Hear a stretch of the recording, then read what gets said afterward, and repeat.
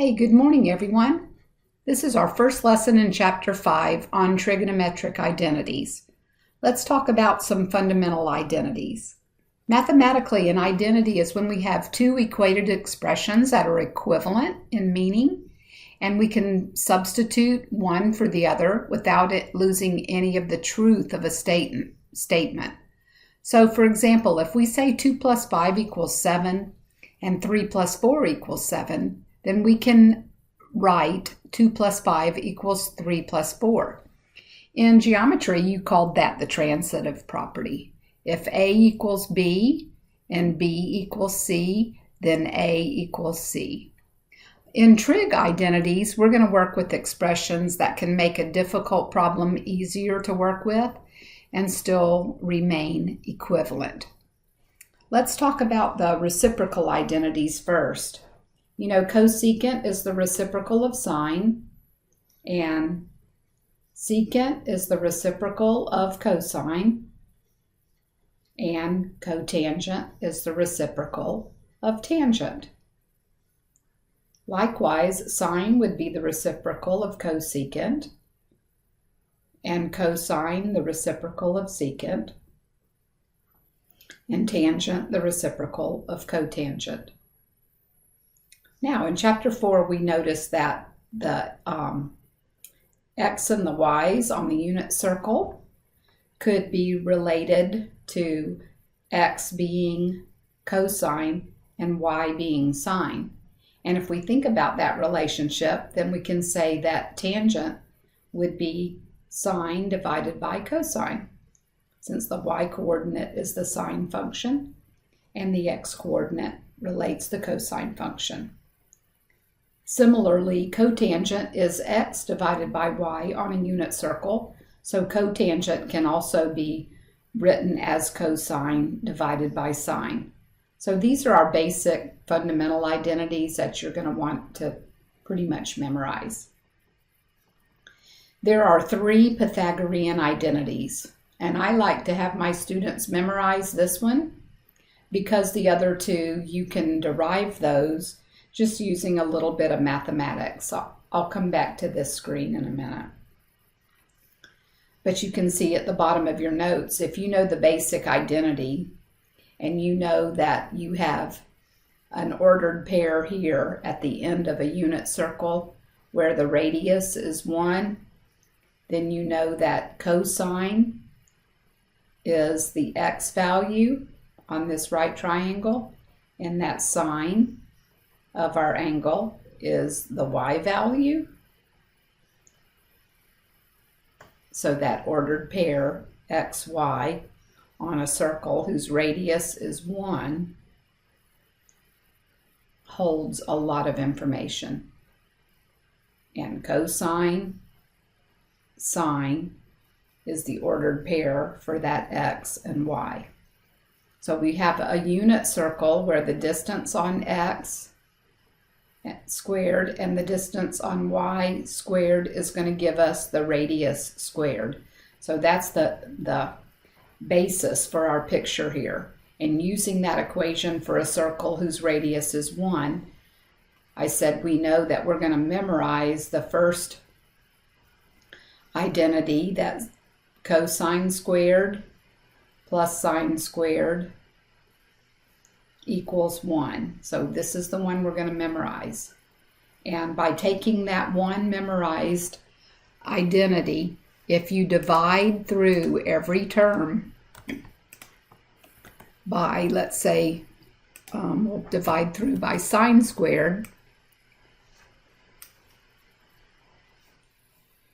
Show that in red. So I'm going to take this expression and divide each term by sine squared.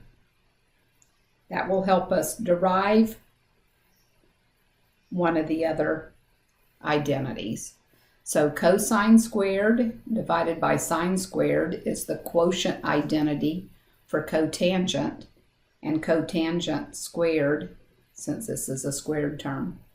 Sine squared divided by itself is 1, and 1 over sine squared would be cosecant squared. So this is one of the second Pythagorean identities that we saw right here. So sine cotangent squared plus 1 is cosecant squared.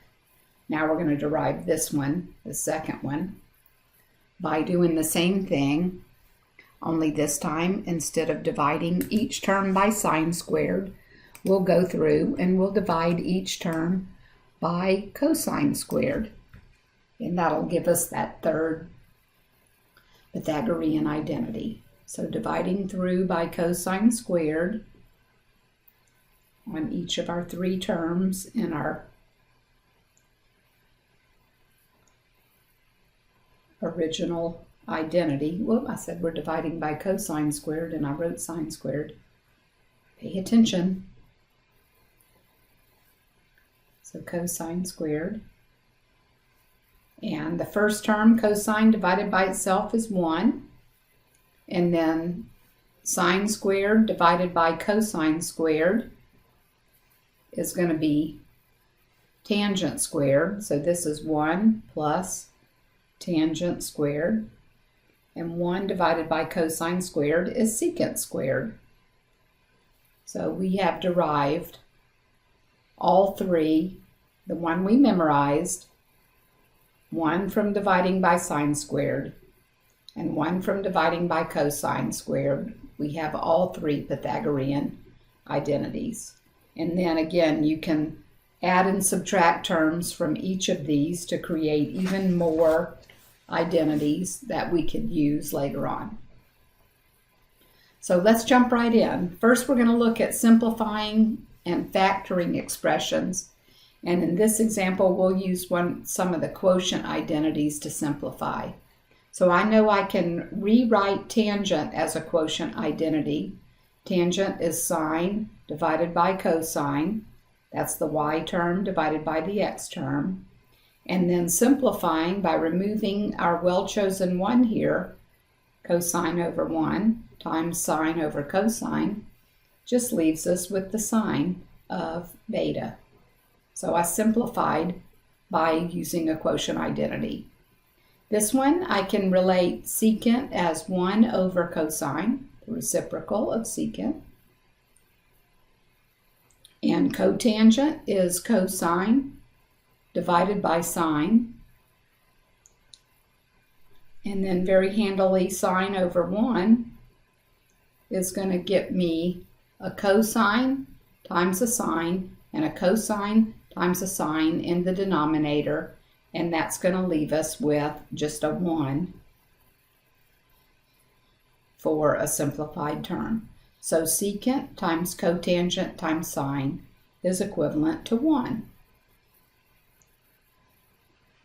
In example 3, we're going to use the idea of tearing apart, or I like to call it decomposing a fraction. So I kind of kick this one off the top, just kick him off, and cosecant times 1 over sine. But I know that 1 over sine is the same thing as cosecant. So cosecant times cosecant gives us cosecant squared of theta. And then in this part B example, I have a single term denominator here. So we can decompose the fraction to be 2 different fractions. So I'm going to tear that apart as sine divided by cosecant minus cosecant divided by cosecant. But you know, if cosecant is in the denominator and we do something similar to this, we have sine times 1 over cosecant, but 1 over cosecant is the same as sine. So we have sine times sine, and cosecant divided by itself is just 1. And this turns out to be simplified as sine squared minus 1. Okay.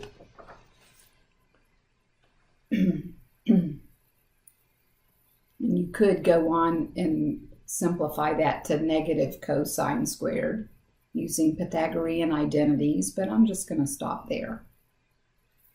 In example 4, we want to think about factoring. So just like we did in algebra, you can see that you have something similar to a trinomial here, and we could show that by saying, for example, if I substitute capital A for sine of x, I see I've got 2 sine squareds, so 2a squareds minus 3a plus 1. And if you think about that from an algebraic point of view, it's pretty easy to figure the 2 binomials you need would be 2a minus 1 times a minus 1, and that would give us 2a squared, and then negative 2a minus a is negative 3a, and negative 1 times negative 1 is positive 1. So you can think about it algebraically if that helps you out. But our end result needs to be written in trig form, so we would have to back substitute sine of x for our capital A. So 2 sine x minus 1 times sine x minus 1 is the factored form of 2 sine squared x minus 3 sine x plus 1. And this one is the difference of 2 squares. So using that same kind of logic, if we have 4 plus the secant of x and 4 minus the secant of x, using the distributive property, you would end up with your original equation here, or expression. In part C,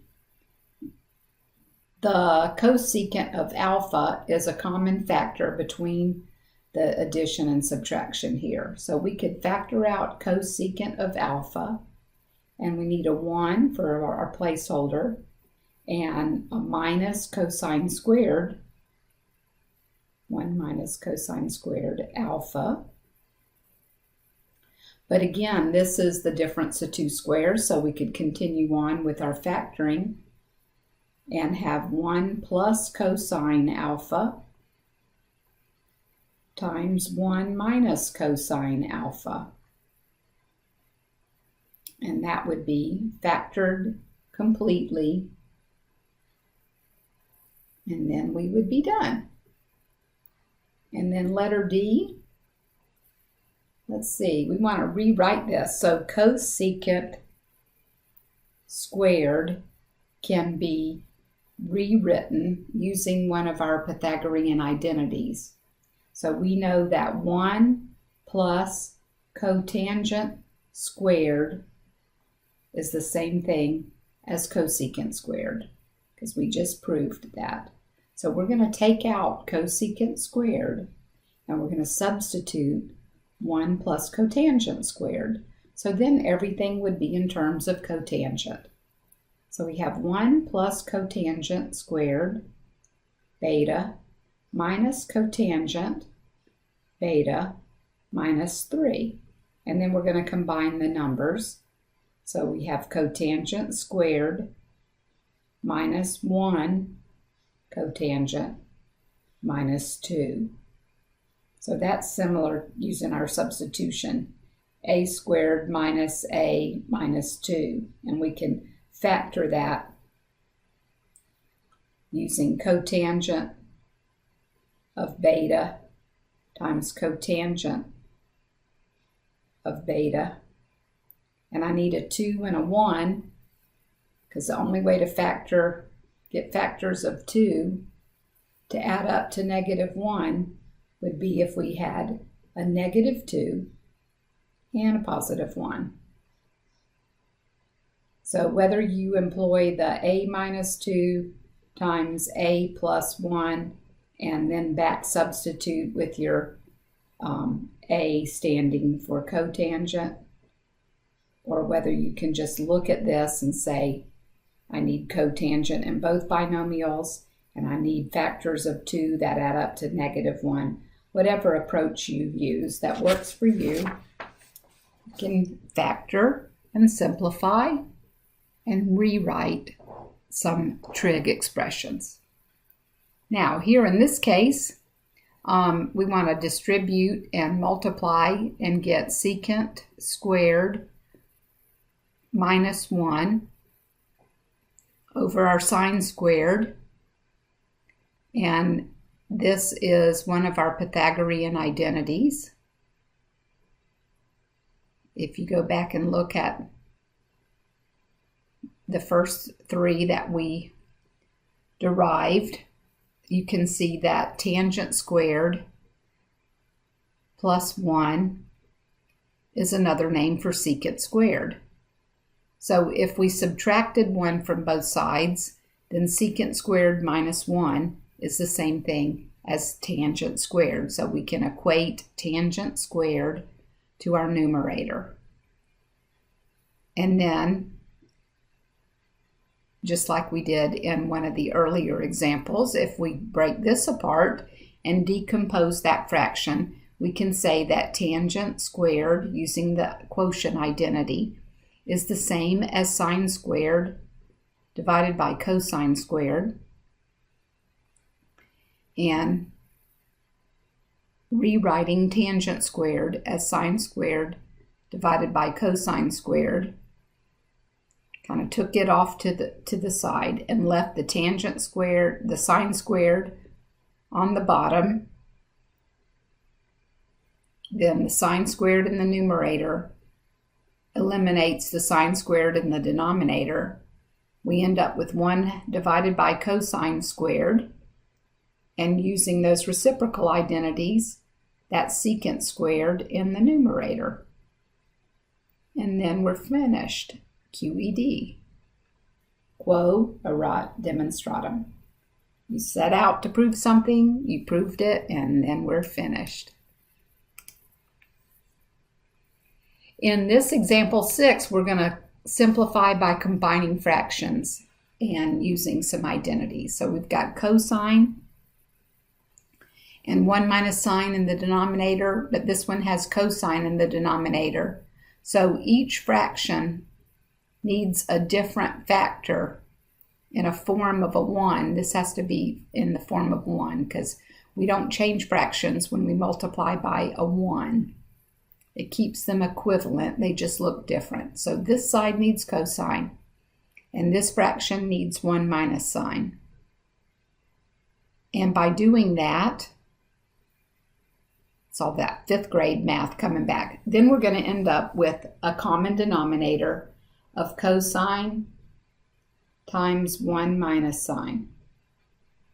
Right? So we'll have a common denominator if we multiply this fraction by cosine over cosine, and if we multiply this fraction by 1 minus sine. So cosine times cosine is cosine squared, and then we have subtraction here in the middle. And sine times 1 is sine. And then sine times negative sine is negative sine, but I'm subtracting. So I either have to take care of that by saying sine times negative sine is negative sine squared, or I can do it right away and say this is adding a negative and a positive. So whichever way you want to handle it, just so you don't drop that negative right here in the middle, or the subtraction or the difference. Okay, so we have a common denominator, and then can you see that you have cosine squared here and sine squared here? So we've got cosine squared plus sine squared if we rearrange them, and then we're subtracting sine. So cosine squared plus sine squared in our numerator can be thought of as just being a 1. And we have that common denominator. So this is 1 minus sine, which is going to come in really handy. And we have a denominator of cosine. times 1 minus sine. So if you group these together, you can eliminate that factor and leave a 1 in the numerator, and 1 divided by cosine is simply the secant of x. So, going back, by getting a common denominator, moving the numerator around, seeing we had a Pythagorean identity in our numerator, and recognizing that 1 minus sine is also a factor in the denominator, eliminating that common 1, and then using the reciprocal identity, we made our very difficult expression into a single term, secant x. And then the last few things we're going to talk about are the even and odd and the cofunctions. So cosine and secant, we learned in the graphing chapter that they were even functions. They went through, had y-axis symmetry, and sine, cosecant, tangent, and cotangent had odd properties, and they had origin symmetry. So the cosine of a negative angle is the same thing as the cosine of the positive angle. And if we think about the unit circle, I can show you that real quick. Let's think about 60 degrees here. Cosine of 60 degrees is a half. But if we go negative 60 degrees down here, to think of the negative rotation, they have the same values, but in quadrant 4, x is positive, y is negative. So the cosine of 60 degrees is a half, and the cosine of negative 60 degrees is also a half. But if we look at sine, sine's an odd function. The sine of negative 60 degrees is negative radical 3 over 2. So the sine of positive 60 degrees is going to be the opposite of the negative. It's going to be the opposite of the sine of 60. And this is negative square roots of 3 over 2. So the opposite of the sine of 60 is square root of 3 over 2. So it's the opposite sign that matches them up. So even and odd functions. And here we can apply that property. The sine of theta is a half. What's the sine of the opposite of theta? It's going to be negative a half. So you can use that property. The sine of negative theta is the opposite of the sine of theta. And they gave us the sine of theta is a half, so I'm using substitution. The opposite of that is the sine of the negative angle. So we have negative 1/2. In example 8, we want to find all the values on one rotation from 0 to 2 pi that solves this equation, cosine cubed. And you notice here we have division. So we've got sine of x on the bottom cannot be 0. We can't have division by 0. So I'm going to use a trick of changing everything to sine and cosine. So cosine cubed over sine, and cotangent is the quotient identity, cosine over sine.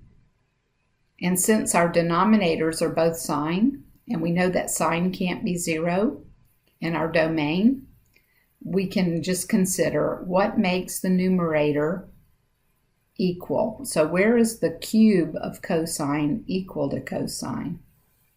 And if I take this over to the other side, set the equation equal to 0,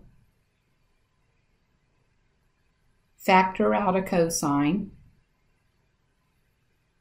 we're left with cosine squared minus 1. But cosine squared minus 1 is negative sine squared using our Pythagorean identity. Let me show you how I know that. Sine squared plus cosine squared is 1.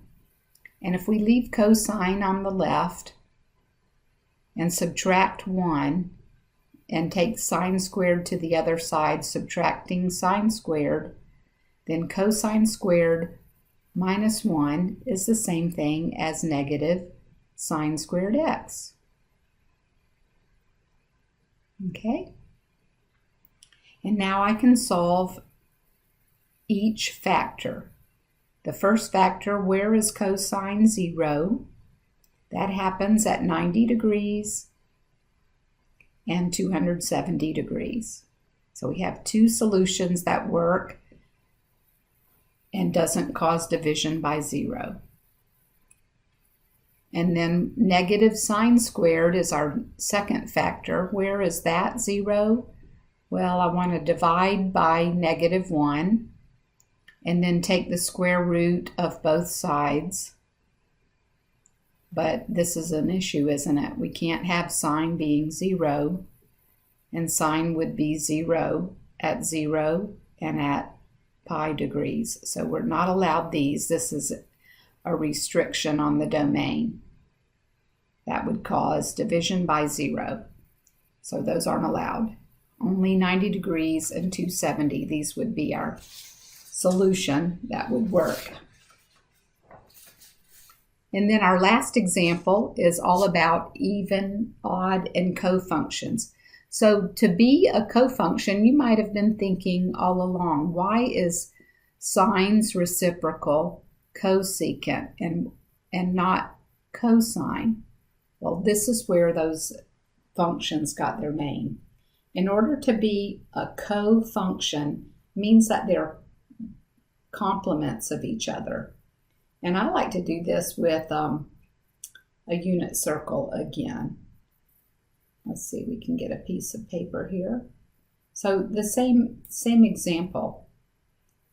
If we look at 30 degrees and 60 degrees. So this is a 30-degree angle, and this angle here is a 60-degree angle. On the unit circle, if you go out on x and up on y, you can see where the cofunctions come into play. 60 degrees and 30 degrees are complements of each other. They add up to 90 degrees. Okay, let's consider, for example, a 60-degree angle and a 30-degree angle. You'll be able to see where the name cofunction comes from. 60 and 30 are complements of each other because they sum to 90 degrees. So on our definition, the cosine or the sine